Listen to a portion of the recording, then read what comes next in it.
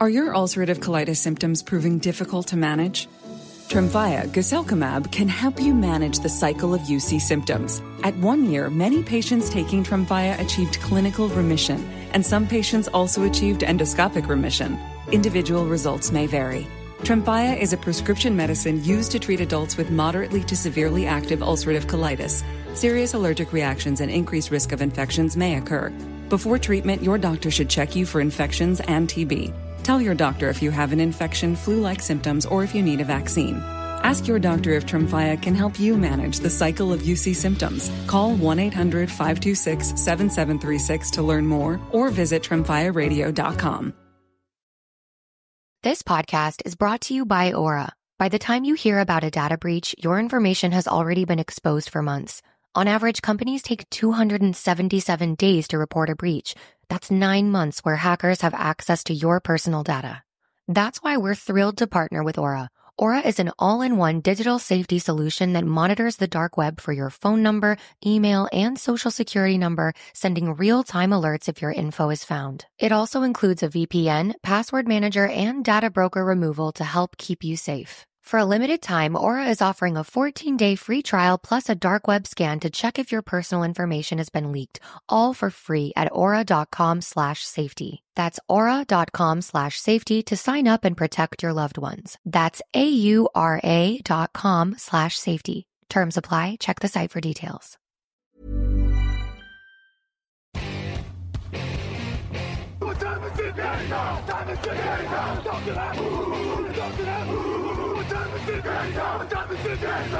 Salut à tous et bienvenue pour cette nouvelle émission sur Touchdown Actu, émission spéciale à Draft avec notamment le débrief de tout ce qui s'est passé au cours de la Draft NFL 2025 avec un jour une pastille consacrée à votre franchise NFL. Aujourd'hui, focus sur la conférence américaine et sur l'AFC Est en particulier. Les New York Jets sont à l'honneur pour débriefer un petit peu, s'intéresser à leurs différents choix, leurs différentes sélections, savoir ce qui nous a plu, moins plu, en faire une synthèse. Tout cela en compagnie de Cyprien Delmas qui est avec moi. Salut Cyprien. Salut Greg, ravi de te retrouver, ça fait vraiment une éternité qu'on s'est pas vu. Exactement. Il s'est passé moult choses depuis la dernière fois, je crois. On, on révèle un petit peu ce qui s'est passé en off, mais on a eu quelques petites difficultés techniques. Donc voilà. Je pense que les Jets ne voulaient pas qu'on parle d'eux. Darren Mooney, peut-être le nouveau coordinateur, le nouveau general manager, non pas coordinateur, s'en est peut-être mêlé. De même, Karen Glenn, nouveau head coach. On va en tout cas s'intéresser à la première draft de ce nouveau régime et on va développer un petit peu les différents choix réalisé, donc comme je le disais, avec notamment au premier tour côté new-yorkais la sélection d'Armand Membou, tackle de Missouri. Au deuxième tour, on avait Mason Taylor, le tight end d'LSU qui a été sélectionné. En troisième tour, Azarie Thomas, cornerback de Florida State.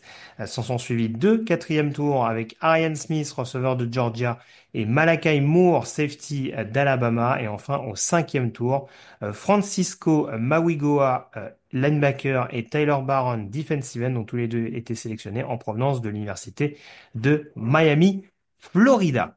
Si on s'intéresse donc, Cyprien, aux différents choix réalisés par les Jets, est-ce qu'il y a déjà des choix qui te plaisent au plus haut point? Ah oui, il y en a un qui me plaît vraiment, vraiment beaucoup, celui du premier tour, Armand Membou. Pour moi, c'est un des choix les plus intelligents du premier tour. Alors pourquoi il est intelligent? Parce que les Jets auraient pu partir quand même dans beaucoup de directions différentes. En défense, sur un tight end, on l'a vu dans certaines mocks américaines et même chez nous.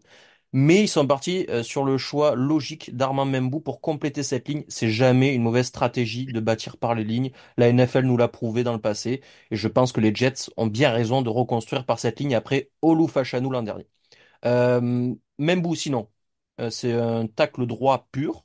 Et en plus, c'était un besoin. Fashanu à gauche, donc, et Membou à droite. L'intérieur de ligne est pas mauvais. Moi, franchement, cette ligne-là des Jets, je la trouve vraiment prometteuse, à minima, et même déjà très bonne, en fait. Bon, on attendra de voir un NFL, mais j'aime beaucoup. La valeur de Membou à ce pic-là, elle est excellente, je trouve. Mon évaluation, c'est que c'était le meilleur au line. Donc, automatiquement, ils le prennent en 7 Je suis super content. C'est un super athlète. Il va pouvoir se déplacer partout sur les systèmes de zone et de gap. Si Aaron Glenn implémente un peu ce qu'il faisait aux Lions, plus de zone que de gap, mais c'est quand même un peu mixé. Hmm. Il est très très fort là-dedans. Il fallait ramener un peu de puissance sur le bloc pour la course. Ben voilà, Mbou il va faire tout ça et en plus il va protéger Justin Fields, c'est peut-être notre quarterback dans le futur, on verra ça. Oui, on rappelle que le coordinateur offensif des Jets, désormais, l'ancien coach des quarterbacks aux Lions, hein. Donc, en effet, Ouais. il avait quand même un petit peu le nez dans ce que pouvait mettre en place Ben Johnson. Faut voir s'il garde vraiment une identité telle quelle. Mais en effet, si on veut faire une espèce de copycat, c'est quand même un profil assez adapté. Sachant que Missouri, l'université dont il est issu, courait beaucoup. C'est également le cas de Lufashanu du côté de Penn State. Donc, si en plus on a deux tackles qui sont parfaitement capables d'être mobiles et de monter sur le second rideau, comme on dit, pour vraiment libérer des brèches à un Brice Hall qui est un peu plus contesté, voire à un Braylon Allen qui a été drafté, on le rappelle, l'année dernière, je crois que c'était au quatrième tour. Ce sera pas forcément une mauvaise chose. Dans les choix intéressants, si j'enchaîne un petit peu là-dessus, je vais descendre un peu plus bas. Mais j'avoue que j'aime quand même pas mal ce qui a été fait sur le backfield défensif. Parce que globalement, j'étais d'accord avec toi sur Mbembu, donc je vais pas compléter plus que ça. J'avoue que j'aurais pas dû être étonné par le fait que Malakai Moore atterrisse aux Jets. Hein, on rappelle que même s'il avait peut-être une densité moindre et qu'il est un petit peu déçu par rapport justement à ce qu'on attendait, lui qui était le remplaçant naturel de Brian Branch du côté d'Alabama, il y a quand même un rôle qui était assez similaire, le côté extrêmement polyvalent, pouvoir absolument dépanner sur toutes les positions, même s'il jouait un peu plus massivement en tant que free safety par exemple. C'est vrai qu'il a un volume de jeu assez similaire à Brian Branch. Brian Branch était une bonne opération au deuxième tour chez les Lions. On peut considérer, Cyprien, a priori, que ça peut être rangé dans les bonnes affaires, Malakai Moore en safety du côté du quatrième.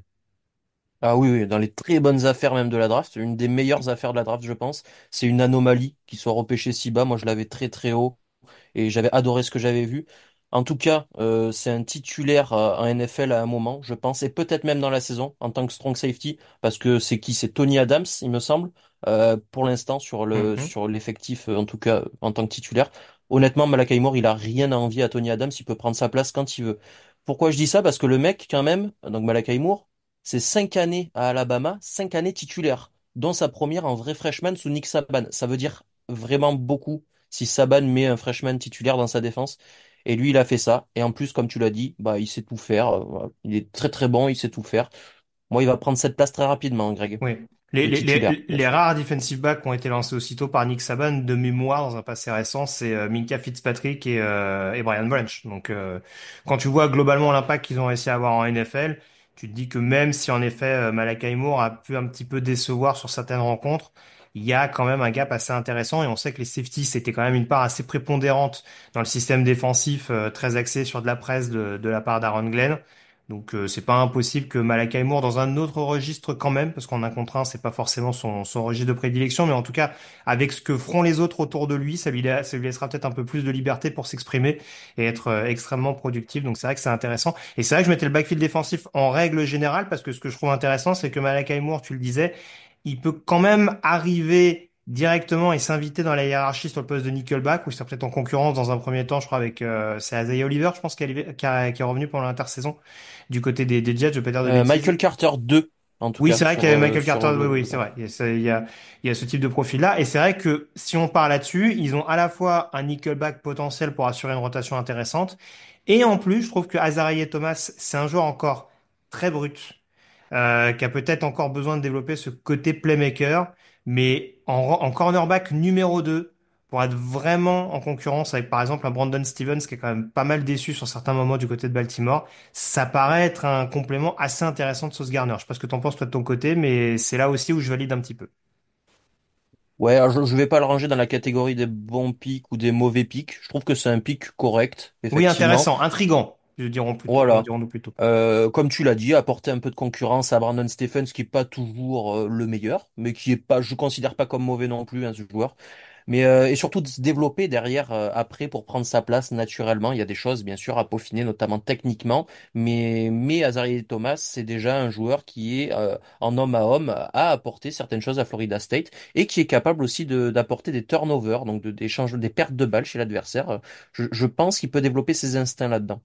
Oui, c'est une discipline qu'il lui faut. Et je pense qu'avec Aaron Glenn, qui en plus lui est un ancien cornerback, je pense qu'il y a des choses quand même qu'il est capable voilà, de lui apprendre, de lui instituer, on va dire, pour vraiment en faire un cornerback beaucoup plus poli, vraiment capable d'être adapté dans le système défensif qu'il va mettre en place. Est-ce qu'on a quelques petits bémols? Moi, j'avoue que j'en ai un. Ah, j'en ai un gros. J'ai une petite déception. Elle sera peut-être plus petite que la tienne. Vas-y. Ah, moi, j'en ai une énorme. C'est Arian Smith. Ah, on a la même. Alors, je sais, je l'ai déjà dit dans les pastilles avant, je prends pas en compte mon avis personnel et mon évaluation sur les joueurs pour juger ces drafts parce que on voit pas les choses de la même manière entre d'une personne à l'autre. Voilà, comment dire, c'est très biaisé en tout cas. Mais là, je suis obligé en fait. Je suis désolé, je suis obligé. Arian Smith ne devait pas être drafté par aucune équipe en NFL. Ce joueur est tout simplement mauvais. Greg, 10 drops en 2024. 10 drops, 16% de réception en situation contestée. En gros, c'est un receveur sans main. Et un receveur sans main, après les réceptions. sans main, c'est comme Pardon, Vas-y, je finis, vas-y. Greg. C'est comme, je sais pas, un cuisinier sans papilles gustatives, tu vois. Je sais pas si t'as vu l'aile ou la cuisse, mais c'est un peu la même idée. Voilà, ça sert à rien. Non mais alors moi ce que j'allais dire c'est que après les réceptions contestées c'est pas là où on va l'attendre. Mais en fait moi ce qui m'embête un petit peu c'est que à mon sens surtout avec un profil comme Justin Fields au poste de quarterback, t'avais quand même besoin d'un peu plus d'envergure sur le poste de receveur. T'as Garrett Wilson, ça c'est incontestable. Derrière on a Allen Lazard qui est un peu resté parce qu'en gros manifestement on n'arrivait pas à lui trouver une porte de sortie après le départ d'Aaron Rodgers. Ils prennent un tight end, Mason Taylor, que je trouve pas inintéressant sur le papier. Je pense que c'est aussi ton cas, même si en effet il y a ces petites limites sur l'aspect vraiment justement bloc. Alors on pourra dire que la ligne offensive va peut-être faire un peu plus ce taf-là et que tu vas pouvoir justement avoir un tight end un peu plus véloce, un peu plus capable justement de prendre les espaces et d'apporter un peu de la variété, un sous Brock Bowers, hein, si je prends un petit peu l'expression en tant que telle, à sa sortie d'université en tout cas, hein, espérons pour les Jets que ce soit un peu plus développé que ça encore. Mais c'est vrai qu'après, sur les receveurs écartés, c'est quand même extrêmement limité. Et j'aurais bien aimé pour les Jets, et je pense que c'est également ton cas, avoir peut-être un profil un peu plus varié qu'Arian Smith, qui pour moi est un speedster, comme on dit. Enfin, c'est un joueur vraiment adepte de la prise de vitesse. Oui, ça peut être un joueur intéressant sur retour de coup de pied. Mais en attendant, tu te retrouves avec un groupe de receveurs où tu restes un peu sur ta faim parce que là aujourd'hui, t'as qui? T'as Josh Reynolds, t'as Tyler Johnson, t'as Malachi Corley peut-être qui peut être un espoir pour sa deuxième année avec les déceptions qu'on a vues l'année dernière, sachant qu'il y a un changement de régime, donc peut-être qu'il peut être utilisé d'une autre manière. Mais c'est vrai qu'on a tendance à rester un petit peu déçu. J'ai oublié Xavier Gibson, mais je vais pas tous les faire. Mais vous avez à peu près l'idée. D'ailleurs, Xavier Gibson, Ryan Smith, je trouve que sur le profil, il n'y a pas énormément de différence. Je pense qu'ils peuvent être utilisés exactement de la même manière en attaque comme sur retour. Donc c'est vrai que, en effet, là, pour un 110e choix, tu le disais, je crois, pour le 107e choix des Raiders, je crois, il y a la dernière fois, on commence à rester sur les positions, on va dire, sur les dernières positions. On peut récupérer des joueurs intéressants, en tout cas, qui n'ont pas été considérés sur les deux premiers jours.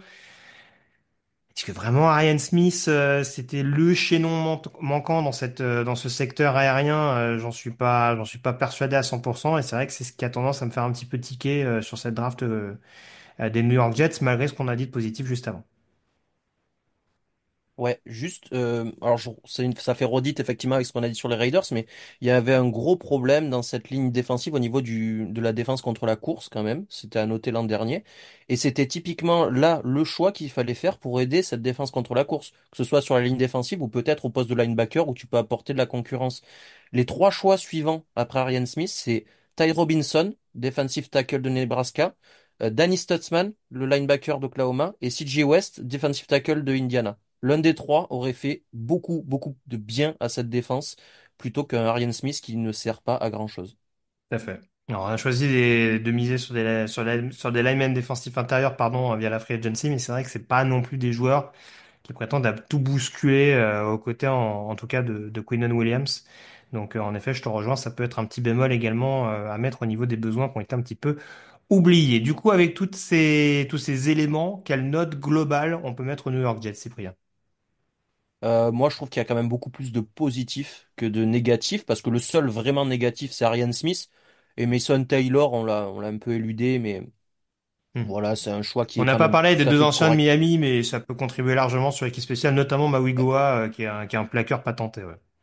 Ouais, et moi j'aime beaucoup Tyler Baron aussi, hein. Pour moi, c'est un très bon choix avec un certain potentiel pour chasser le quarterback. Voilà, juste en troisième tentative, par exemple. Mhm. Il a des qualités qui sont indéniables. Donc, il y a des très bons choix. Il y en a un qui est nul. C'est pour ça que je me suis arrêté à 8/10, qui est pour moi une bonne note et une bonne draft pour les Jets. Oui, j'avoue, j'étais à peu près à 7, mais je peux te rejoindre sur un 8. Globalement, c'est une draft assez solide pour la première du duo Mudgy Glenn. Je pense que c'est, c'est pas déconnant, c'est les choix qui ont été faits. Donc, je veux bien te rejoindre sur un 8. Donc, on va être assez d'accord sur une bonne draft globalement réalisée. En tout cas, à court terme, dans un premier temps, parce que c'est toujours compliqué d'analyser la draft. On peut l'analyser sur plusieurs périodes. Sur la manière dont l'équipe peut être renforcée dès 2025, on est globalement assez satisfait par ce qui a été réalisé durant cette QV de draft. Merci en tout cas, Cyprien, d'avoir été en ma compagnie. On se retrouve très prochainement pour de nouvelles aventures.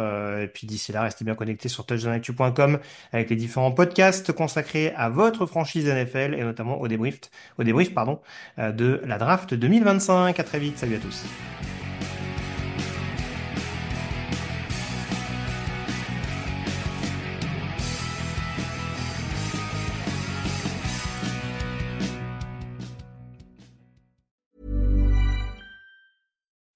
Do Crohn's disease symptoms keep coming back? Tremfya guselkumab may help.